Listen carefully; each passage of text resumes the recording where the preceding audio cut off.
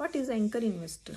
Anchor investor उन investor को कहते हैं कि जब कोई कंपनी अपना आईपीओ लेकर आती है, आईपीओ कंपनी लेकर आती है, तो उसमें क्या होता है कि कुछ पोर्शन जो होता है शेयर्स का, वह एंकर इन्वेस्टर के लिए एलोकेटेड किया जाता है। Anchor investor basically mutual fund हो गए, हेज फंड हो गए या क्वालिफाइड इंस्टीट्यूशनल इन्वेस्टर होते हैं जो कि उस कंपनी के आईपीओ में इन्वेस्ट करते हैं। और इनके द्वारा जो इन्वेस्टमेंट होता है वह नॉर्मली एक बिग साइज़ का होता है कि मान लीजिए 5-10 करोड़ रुपए, 20 करोड़, डिपेंड करता है कि उस टाइप का एक बड़ा इन्वेस्टमेंट होता है।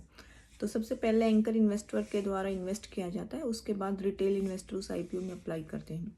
और जो एंकर इन्वेस्टर का सिलेक्शन किया जाता है, जो कंपनी आईपीओ लेकर आती है और जो भी उसके इन्वेस्टमेंट बैंकर होते हैं, वो सब मिलकर डिसाइड करते हैं। और दूसरी इम्पॉर्टेंट बात ये होती है कि एंकर इन्वेस्टर पहले इन्वेस्ट करते हैं, उसके बाद जो रिटेल इन्वेस्टर होते हैं वो आईपीओ में इन्वेस्ट करते हैं। और एंकर इन्वेस्टर के इन्वेस्ट करने का एक क्या होता है कि थोड़ा सा साइकोलॉजिकल या एक कॉन्फिडेंस बूस्ट होता है रिटेल इन्वेस्टर का कि इन फंड ने इस कंपनी के आईपीओ में इन्वेस्ट किया है।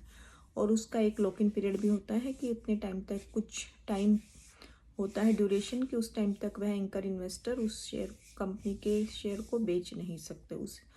और जो एक बुक मेंटेन की जाती है जिसको हम कहते हैं एंकर बुक में उनके नाम होते हैं कि कौन कौन से इन्वेस्टर हैं जिन्होंने इस कंपनी के आईपीओ में इन्वेस्ट किया है। Thank you for watching. Please do like, share and subscribe my channel. Thank you so much.